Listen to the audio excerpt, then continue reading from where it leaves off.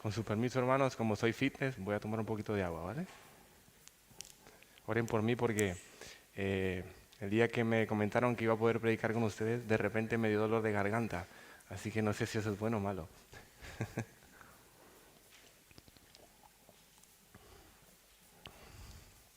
Bien, hermanos, gloria a Dios.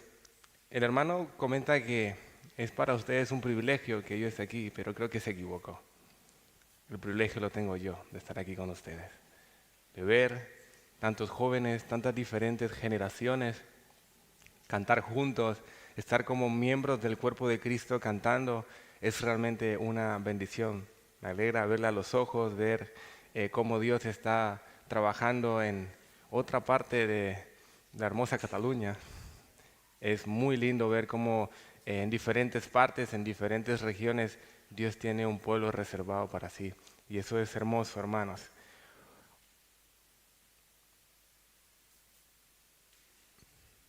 Quiero que por favor me acompañen a sus Biblias en la carta que el apóstol Pablo escribió a los Corintios, Primera de Corintios capítulo 6, verso 12 al 20. Ese es el texto que vamos a estar estudiando hoy. Y una vez lo tengamos ahí, quiero que me acompañen en oración para que el Señor quiera usar mi boca y traer consuelo a sus cuerpos, a sus corazones y a esta iglesia. Amén. Señor, amado Padre, gracias por este momento que nos das de poder exponer nuestro corazón a la Escritura. Amado Padre, gracias por la palabra escrita que has dejado para que podamos ir una y otra vez a recordar lo que tú tienes que decirnos sobre nuestro cuerpo, sobre nuestro espíritu, sobre la iglesia que has comprado. Señor, te ruego que me ayudes a predicar con fidelidad, que prepares el corazón de las personas que están escuchando, que si hay algo, Señor, que tú quieras traer en este momento, que de todo lo que he estudiado, Señor, si hay algo que tú quieras incluir, que, oh Dios, mi boca lo hable para confortar los corazones de tu pueblo, Señor, en el nombre de Jesús. Amén. Amados hermanos, ¿qué significa el cuerpo para nuestra sociedad? ¿Dónde está el comienzo y el límite de la libertad corporal que hoy nuestro sistema está publicitando? ¿No es cierto que hoy la libertad que vemos en los medios sociales, en las redes sociales, en los discursos feministas, en la agenda política, es que somos libres de hacer con nuestro cuerpo y por lo tanto con nuestra propia vida lo que nuestro corazón desee? ¿No es así como vive el mundo? El mundo desea algo y ¿qué hace? ¿Lo espera? No, va a por ello. Esa es la libertad que están inculcando en los institutos, lo que están adoctrinando a nuestros hijos, lo que están inculcando y atrapando la identidad de las personas. Todo lo que está en el perímetro de lo que deseo hacer, todo lo que está en el perímetro del corazón de lo que deseo hacer, es lo que finalmente haré. Eso es lo que enseña el mundo. Y ese es el sentido de libertad que estaba influenciando y presionando la iglesia a los Corintios. Así que antes de introducirnos al texto, quisiera que hiciéramos un viaje en el tiempo y que pudiéramos situarnos en el contexto de la iglesia de Corinto. La iglesia de los Corintios, hermanos, fue plantada por el apóstol Pablo en su segundo viaje misionero. De esto encontramos más información en Hechos capítulo 18. Recordarán a ustedes que Pablo viaja a Atenas y mientras va pasando por un pasillo que tenían muchos dioses, Pablo se encuentra con una inscripción que decía, al Dios desconocido, los atenienses. Y Pablo utiliza esta oportunidad y empieza a predicar el evangelio a los griegos. ¿Cuántos conocen algo de historia de los griegos? Los griegos eran muy cuadriculados, amaban la filosofía, amaban su propia sabiduría y predicar a los griegos era realmente un reto. Así que el apóstol Pablo empieza a predicar a los griegos, a los atenienses, pero justo cuando el apóstol Pablo empieza a hablar sobre la resurrección de los muertos, lo toman como el loco. Así que Pablo, después de predicar a los atenienses, dicen que algunos griegos y judíos creyeron. Eso es realmente un milagro, porque cambiar la forma de pensar de una persona, solo Dios puede hacerlo. Así que Pablo, después de predicar en Atenas, baja a Corintio y está en Corintio durante un periodo de un año y 6 meses. Pero ¿por qué estuvo tanto tiempo Pablo en Corintio? Bueno, déjenme explicarle y contextualizarle cómo era la Corinto del primer siglo, la iglesia del primer siglo en Corinto. Corinto era una ciudad muy atractiva para la economía, como Vilafranca. Era muy atractiva para la inversión.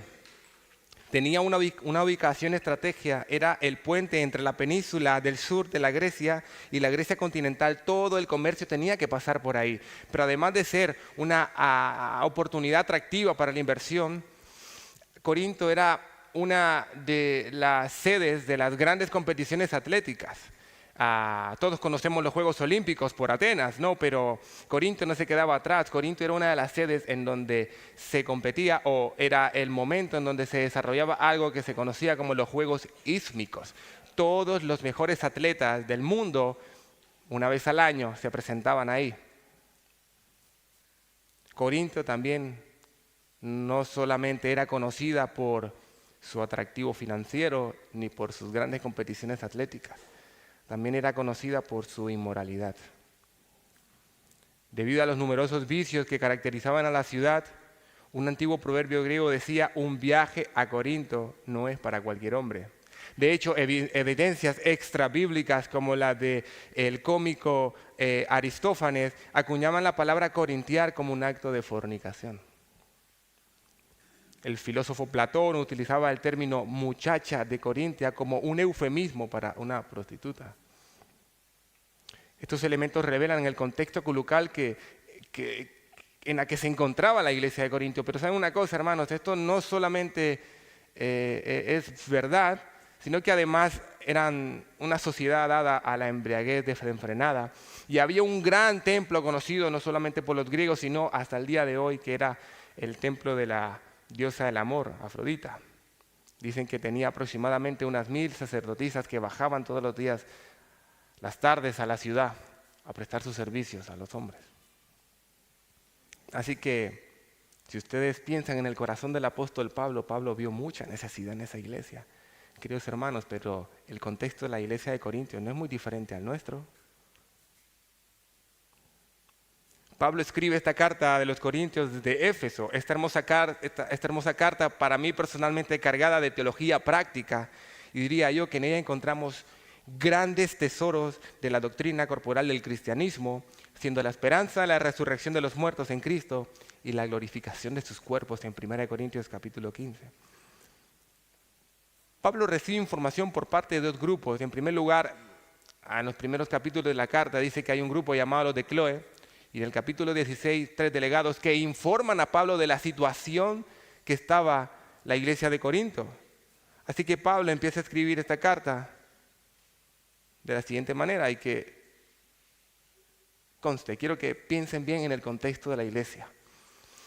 1 Corintios capítulo 1, verso 2 dice así: Pablo, pensando en el contexto a la iglesia de Corintios: a los santificados en Cristo Jesús, llamados a ser santos con todos los que en cualquier lugar invocan el nombre de nuestro Señor Jesucristo, Señor de ellos y nuestro.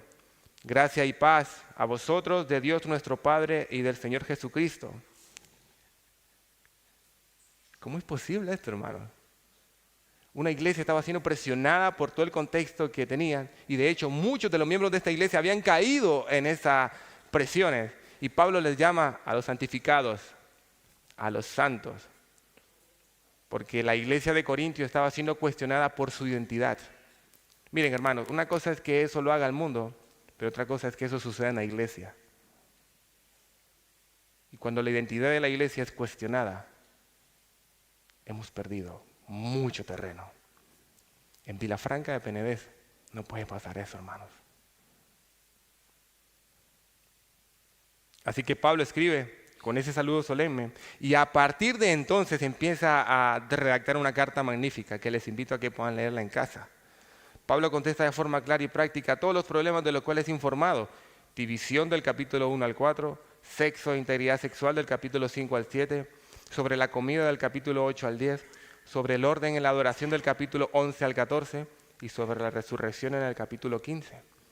Esta mañana, queridos hermanos, vamos a tocar en concreto el capítulo 6, verso 12 al 20, donde Pablo nos hace un llamado imperativo, contundente y que sigue vigente desde el inicio de los tiempos, desde la iglesia del primer siglo y hoy para ustedes, queridos hermanos. Como se titula este sermón, glorificad a Dios en vuestro cuerpo. Glorificad a Dios en vuestro cuerpo. Los corintios eran una iglesia rica en dones y talentos como esta, es evidente. Pero aún en medio de todo ello, hermanos, la iglesia de Corinto no había comprendido las implicaciones que el Evangelio da a la libertad del cuerpo. La iglesia había sido influenciada por pensamientos filosóficos, gnósticos y toda la corriente griega en que el cuerpo no tiene absoluto valor ni esperanza y por lo tanto en la libertad y el uso cristiano del cuerpo. El apóstol Pablo es uno de los apóstoles que más predica la libertad para el creyente. Y sobre ello escribe a los Gálatas antes de escribir a los Corintios en capítulo 5, verso 13, porque vosotros, hermanos, a libertad fuisteis llamados, solamente que no uséis la libertad como ocasión para la carne, sino servíos por amor los unos a los otros. Y en ese mismo tono, más adelante, les escribe a los Corintios, en el capítulo 10, verso 23, todo me es lícito, pero no todo conviene. Todo me es lícito, pero no todo edifica. Ninguno busque su propio bien, sino el del otro. Por tanto, queridos hermanos, Dios nos ha hecho libres, pero no para hacer lo que nosotros querramos hacer, sino para una cosa, para su gloria, para servir a sus intereses y para servir a la iglesia que compró. Glorificar a Dios a través de nuestro cuerpo requiere más que conocer la libertad, hermanos. No solamente hemos de conocer la libertad. Los corintios habían escuchado la libertad. Requiere saber también la diferencia de nuestro cuerpo, el cuerpo de cada creyente, tu cuerpo, mi hermano, mi hermana, tu cuerpo. Reconocer la diferencia de nuestros cuerpos con la creación y que nuestros cuerpos disfrutan de su mejor bien cuando estamos unidos como miembros al cuerpo de Cristo. Y que la libertad que se conoce es porque la autoridad máxima no son los que reciben la libertad, sino el que da la libertad, que es Cristo Jesús. Así que para los que toman apuntes, este sermón lo hemos dividido en 3 puntos. Del versículo 12 al 14 hemos titulado este encabezado, Renueva tu mente. Del versículo 15 al 17, la unidad santa del cuerpo. Y del versículo 18 al 20, una orden contundente. Punto número 1, renueva tu mente. Leamos el versículo 12, queridos hermanos. Dice, todas las cosas me son lícitas, mas no todas convienen. Todas las cosas me son lícitas, mas yo no me dejaré dominar de ninguna. Esto es increíble, queridos hermanos, porque Pablo no comienza sentenciando la acción de la fornicación, sino que Pablo empieza renovando el pensamiento de la iglesia. Pablo les recuerda versículos más arriba, versículos 9 y 11, lo que ya no son, tal y como lo dijo en el inicio de la carta. ¿Cómo les llamó en el inicio de la carta? Santos, santificados. Y les vuelve a decir en el versículo 9 al 11 lo siguiente, y lo leo para ustedes. ¿No sabéis que los injustos no heredarán el reino de Dios? No erréis ni los fornicarios, ni los idólatras, ni los adúlteros, ni los afeminados, ni los que se echan con varones, ni los ladrones, ni los ávaros, ni los borrachos, ni los maldicientes, ni los estafadores heredarán el reino de Dios.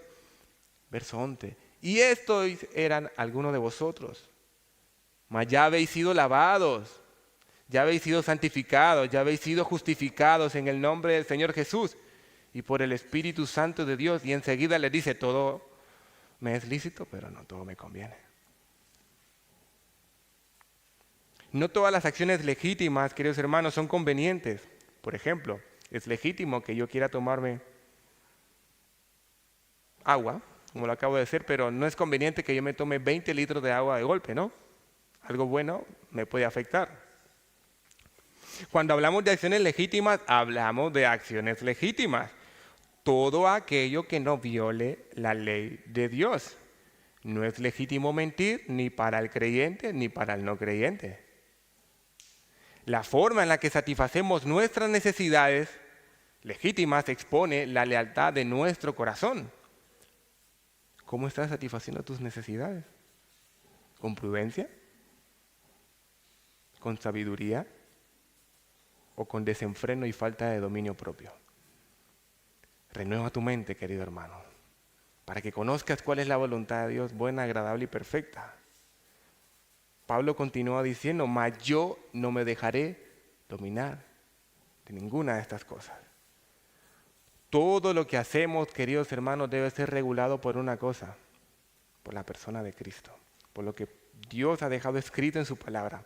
El cristiano no está dominado ni por sus deseos, ni por sus pasiones, está dominado por la persona de Cristo y nada más.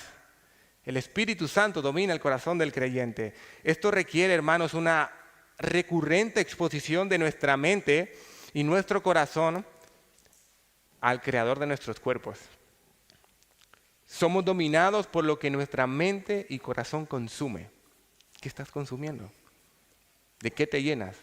¿De qué alimentas tu mente? En este sentido, el proverbista escribe en Proverbios 16:32, mejor es el que tarda en airarse que el fuerte, y el que se enseñorea de su espíritu que el que toma una ciudad. Pablo escribe a Timoteo y le dice, porque Dios no nos ha dado un espíritu de cobardía, Timoteo, hermanos, sino de poder, de amor y de dominio propio. Sin embargo, hermanos, al parecer entre los corintios también se había popularizado un refrán de los alimentos. Y leo la versión Biblia de las Américas, que es bastante clara, y dice, versículo 13, los alimentos son para el estómago y el estómago para los alimentos. Eso es biológicamente correcto. Pero Dios destruirá los dos. Y luego hace una comparación de la comida con el estómago y hace una analogía con el cuerpo. Pero el cuerpo no es para la fornicación, sino para el Señor. Y el Señor para el cuerpo. El pensamiento de los corintios básicamente era el siguiente, queridos hermanos. Así que cuando yo tengo hambre, ¿qué hago?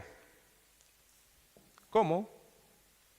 Cuando tengo deseos sexuales, tengo relaciones sexuales. Los corintios no reflexionaban en las formas de satisfacer sus deseos.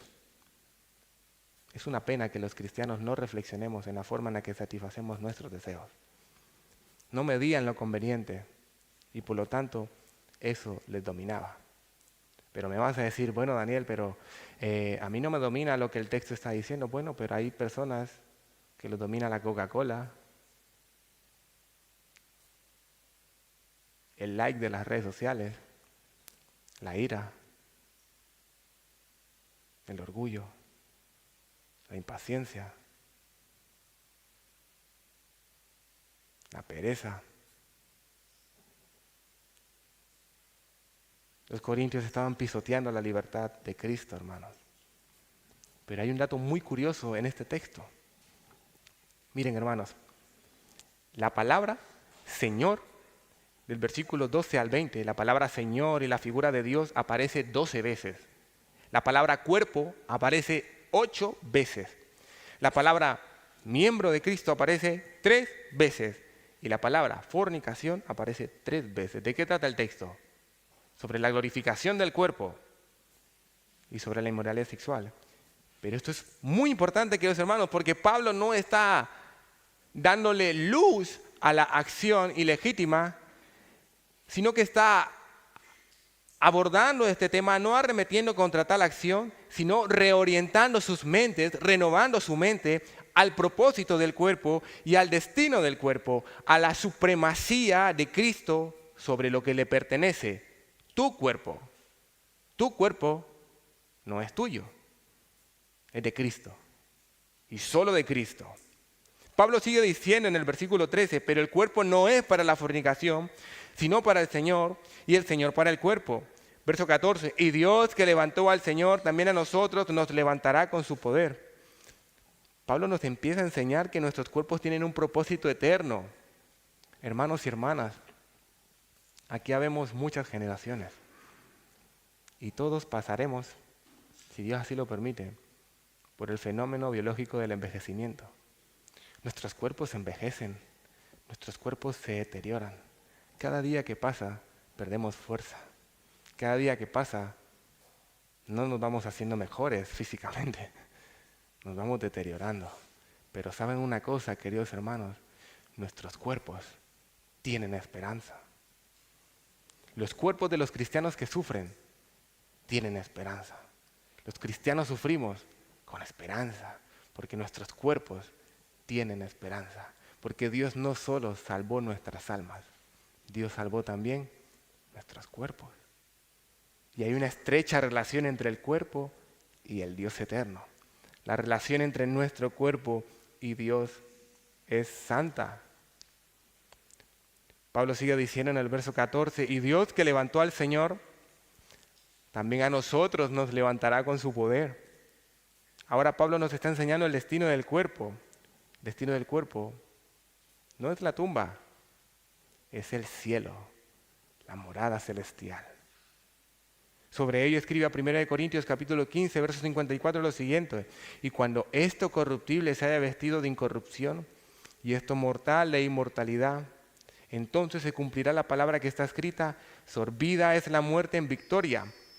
En ese texto Pablo está citando un rollo de Isaías capítulo 25, verso 8 que dice: destruirá a la muerte para siempre y enjuagará Jehová, Señor, toda lágrima de todos los rostros. Hay una esperanza viva que aguarda en el corazón y el cuerpo de cada cristiano, queridos hermanos. Que así como Cristo nuestro Señor se levantó de entre los muertos, nosotros, su iglesia y cada uno de los miembros de su iglesia, también nos levantaremos para su gloria. Esto no acaba aquí, porque somos miembros de su cuerpo eternamente. Eso es una verdad muy cósmica, queridos hermanos, pero es verdad. Los cristianos tenemos esperanza.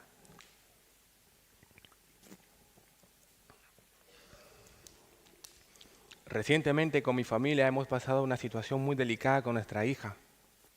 El pasado 9 de noviembre fui con mi hija al hospital a hacer una visita recurrente y el 9 de noviembre me cambió la vida.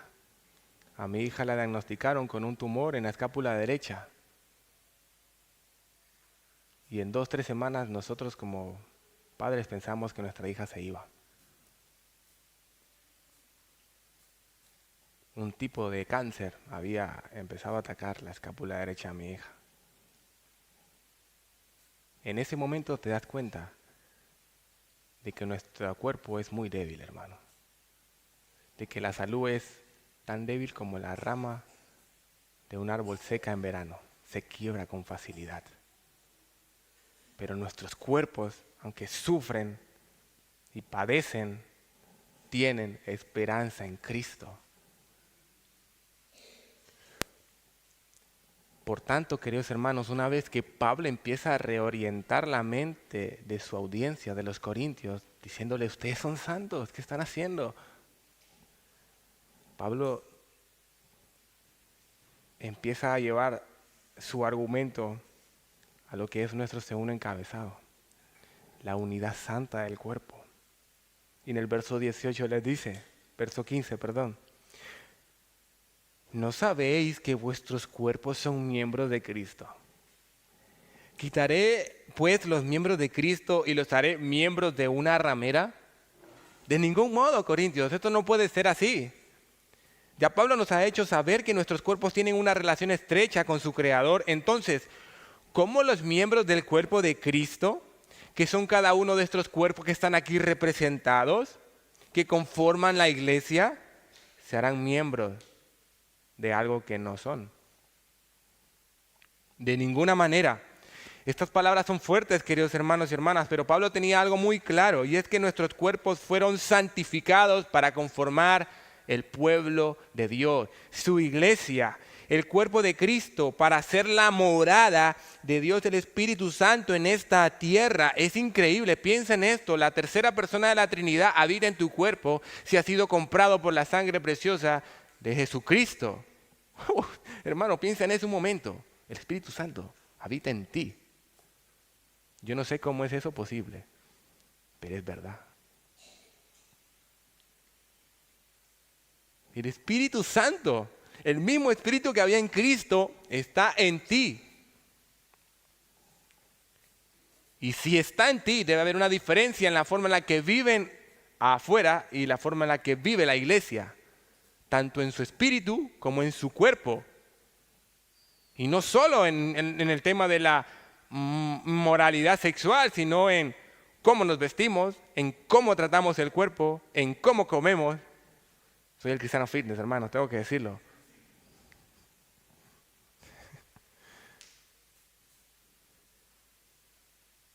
En la carta a los Romanos, el apóstol Pablo lo recuerda. Así nosotros, siendo muchos, somos un cuerpo en Cristo y todos miembros los unos con los otros. Romanos capítulo 12, verso 5. En 1 Corintios, más adelante, 12, 27, dice, vosotros pues sois el cuerpo de Cristo y miembros cada uno en particular. Nuestros cuerpos, iglesia, forman parte de una comunidad santa, apartada, y no hay posibilidad alguna ni remota que lo santo se mezcle con lo profano. El argumento de Pablo continúa, versículo 16. ¿O no sabéis que el que se une con una ramera es un cuerpo con ella? Porque dice, los dos serán una sola carne, pero el que se une al Señor, un espíritu es con él. Pablo lo que está diciendo es que la fornicación es una profanación del cuerpo, literalmente, queridos hermanos.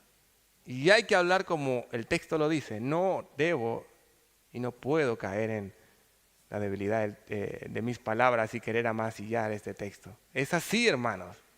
La profanación es pisotear algo santo. La profanación del cuerpo, templo y morada del Espíritu Santo es degradar, corromper, quebrantar a Cristo.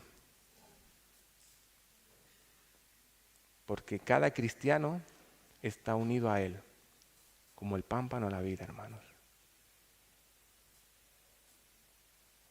Cuando un cristiano fornica, está profanando a Jesús porque nuestro cuerpo está unido al de Él.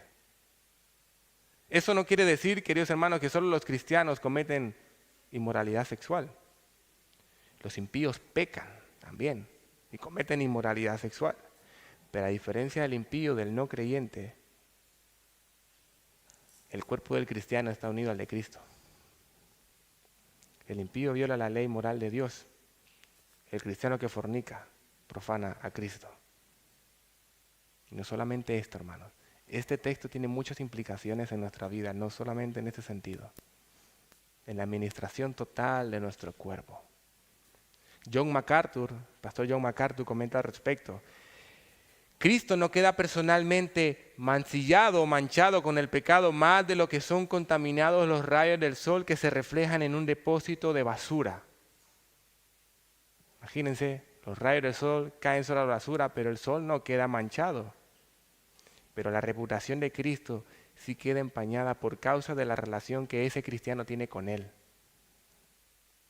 Por tanto, queridos hermanos, la unidad que el cristiano tiene con Cristo, la unidad corporal cósmica que el cristiano tiene con Cristo es santa. Y eso nos lleva, hermanos, diría yo que al clímax del argumento del apóstol Pablo cuando está hablando a los Corintios. A nuestro tercer punto, nuestro tercer encabezado, una orden contundente. Y le he titulado una orden contundente porque son dos órdenes, pero en realidad es una que te lleva a hacer una cosa y completamente alejar la otra. Huid de la fornicación. Es el versículo 18. Pablo cuando está escribiendo esto, hermanos, no crean que está escribiendo. Huya. Él está diciendo, huid. Huid de la fornicación y de todo aquello que mancilla el cuerpo que Cristo compró por el precio de su sangre. Cualquier otro pecado que el hombre cometa está fuera del cuerpo, pero el que fornica contra su propio cuerpo peca. El pastor Sugel Michelin lo ilustra de una manera magnífica y por eso lo he traído hoy aquí. Imaginen que van por dirección Barcelona con el mejor coche del mundo, en el que quieran, ¿no? A mí, por ejemplo, un BMW, ¿no? Imagínense, vamos a 100 kilómetros por hora en la autopista que tenemos que ir a 80.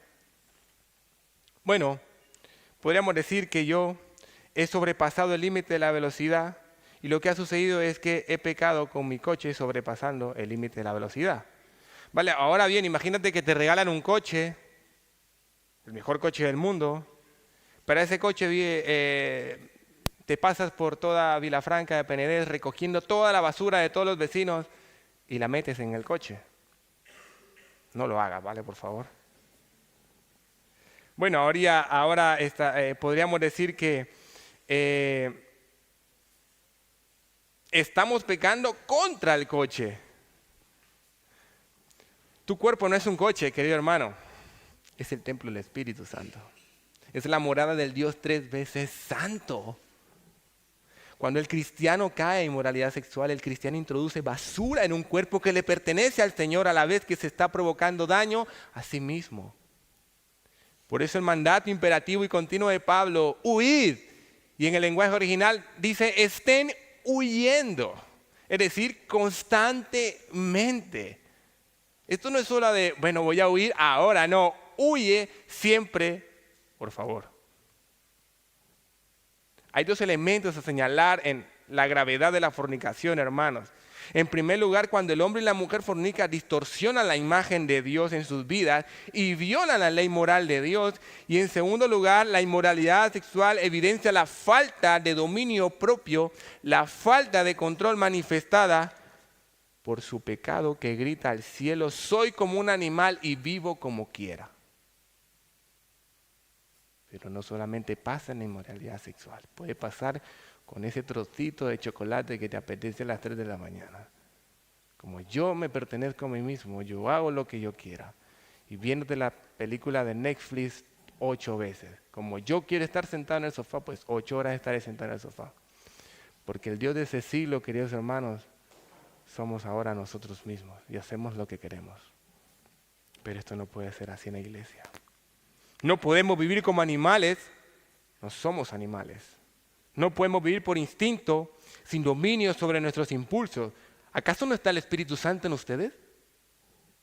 John MacArthur, hablando sobre el pecado sexual, la gravedad, dice lo siguiente, y escuchen bien lo que propone el pastor. El pecado sexual tiene una forma propia de destruir el ser interior de la persona, como no la tiene ningún otro pecado. Debido a que la intimidad sexual es la unión más profunda entre dos personas, su mal uso corrompe en el nivel humano más profundo. El pecado sexual, iglesia, es más destructivo que el alcohol, es más destructivo que la droga y es más destructivo que el crimen. ¿Ustedes creen que está exagerando el pastor MacArthur? Yo creo que no, mis hermanos. Leamos Proverbios capítulo 5, verso 8 al 11. Lo leo para ustedes. Dice, aleja de ella tu camino y no te acerques a la puerta de su casa para que no des a los extraños tu honor y tus años al cruel. No sea que extraños se sacien de tu fuerza y tus trabajos estén en la casa del extraño. Y gimas al final cuando se consuma tu carne y tu cuerpo. En esa misma idea, Proverbios 6, 26, 28 dice, porque a causa de la mujer ramera el hombre es reducido a un bocado de pan. Y la mujer caza la preciosa alma del varón. Jóvenes, ¿tomará el hombre fuego en su seno sin que sus vestidos ardan? ¿Andará el hombre sobre brasas sin que sus pies se quemen? Finalmente, queridos hermanos, Pablo nos lleva a considerar el verdadero propietario de nuestro cuerpo. Versículo 19. Después de todo el argumento del apóstol Pablo viene y les dice, ¿o ignoráis que vuestro cuerpo es templo del Espíritu Santo, el cual está en vosotros, el cual tenéis de Dios y que no sois vuestros? Esto es una afirmación bastante difícil de asimilar, sobre todo para el cuerpo, porque no hay mayor cosa de la cual nos sintamos propietarios del cuerpo. Es mi mano, es mi zapato, es mi cabeza, es mi pecho, bueno, es mi cuerpo. Eso es cierto, pero no es el fin. Pablo nos enseña que este cuerpo es mi cuerpo, pero no es mi cuerpo. Él dice, vuestro cuerpo es templo. ¿Está cometiendo un error el apóstol Pablo? No, sino que Pablo lo que trata de decirnos es que este cuerpo, en última instancia, es del creador del cuerpo. La cosa creada no es dueña de sí misma, le pertenece a quien le creó. ¿Y quién creó tu cuerpo? Bueno, por ahí hay muchas teorías evolucionistas, pero no, mis hermanos, no creas esa basura. Tu cuerpo no es producto de la evolución. Tu cuerpo es producto de la sabiduría más grande que hay en todo el cosmos. Cristo, Dios, en un momento de toda la eternidad, pensó en tu pelo, pensó en tus ojos, te implantó en el vientre de tu madre y te ha dado un propósito, que vivas para su gloria. La palabra templo que Pablo usa es la misma palabra que se utilizaba en el Antiguo Testamento para identificar al lugar donde operaba la misma presencia de Dios, el tabernáculo, queridos hermanos. Dice que en el principio el Espíritu de Dios se movía sobre las aguas. Ahora, Dios Espíritu Santo habita en nuestros cuerpos, hermanos. O sea, eso nos da para pensar una eternidad. Dios Espíritu Santo habita en tu cuerpo y el mío, hermano. El propietario absoluto del cuerpo es Dios. Y ahora quiero que vean que durante todo el flujo del argumento el apóstol Pablo nunca ha utilizado un porqué. Salvo en una ocasión cuando dijo que era porque el hombre y la mujer son uno. Pero ahora está utilizando un porqué para evidenciar el por qué les escribe esto. ¿Por qué? ¿Por qué Pablo les escribe esto a los corintios? ¿Y por qué hoy se los predico yo a ustedes? Esta es la razón, este es el clímax. Y encontramos aquí la segunda orden. Porque habéis sido comprados por precio. Glorificad pues a Dios en vuestro cuerpo y en vuestro espíritu, los cuales son de Dios. Hemos sido comprados por el mismo que creó los cuerpos. La muerte y la resurrección de Cristo. Cristo compró tu cuerpo en la cruz. No hemos aportado nada a la compra de estos cuerpos salvo el pecado que lo hizo caer. Fuimos comprados en la cruz para glorificar su obra a través de lo que le pertenece. Si nuestros cuerpos le pertenecen a Dios, nuestros cuerpos deben de ser tratados con santidad y respeto. Pablo también nos recuerda que no hay diferencia entre lo espiritual y lo corporal. La vida del cristiano no se vive de manera dualista. Solo existe una manera de vivir la vida cristiana. ¿Y cuál es, queridos hermanos? Para la gloria de Dios. Por eso más adelante les escribe a 1 Corintios 10, verso 31, ya sea que comáis o que bebáis o que hagáis cualquier otra cosa, hacerlo todo para la gloria de Dios. La obra salvífica del Evangelio nos lleva a la obediencia y al fin supremo de todas las acciones, su gloria. Cristo, hermano, Cristo fue clavado en una cruz, golpeado en su rostro, escupido, puesto una corona de espinas, llevado al más profundo dolor que ni tú ni yo experimentaremos nunca. Murió como el peor de los hombres, el creador del cuerpo. Rompió su propio cuerpo para que el tuyo un día tenga esperanza. Los cuerpos de nuestros ancianos, aunque se vean deteriorados, tienen esperanza. Los cuerpos de nuestros hermanos de la iglesia que están sufriendo tienen esperanza. Nuestros cuerpos tienen esperanza porque fueron comprados en la cruz por el propio creador del cuerpo. Así que tengo dos conclusiones, queridos hermanos, para los creyentes que están aquí escuchándome. Hermanos, el Evangelio produce una identidad en nuestros corazones. Recuerda lo que le escribió Pablo a los Corintios, a los santos, a los santificados en Cristo Jesús. Cristianos, ustedes tienen una identidad. Si a lo largo de este sermón te has sentido identificado con la cruz de Cristo, pero crees que tu vida no es coherente con ello, confiesa tus pecados al Señor. y recibe la gracia sobre gracia para tu cuerpo y tu espíritu. Piensen en esto, hermanos. Cristo en la cruz era el templo y el sacrificio al mismo tiempo. Y tenemos una esperanza gloriosa.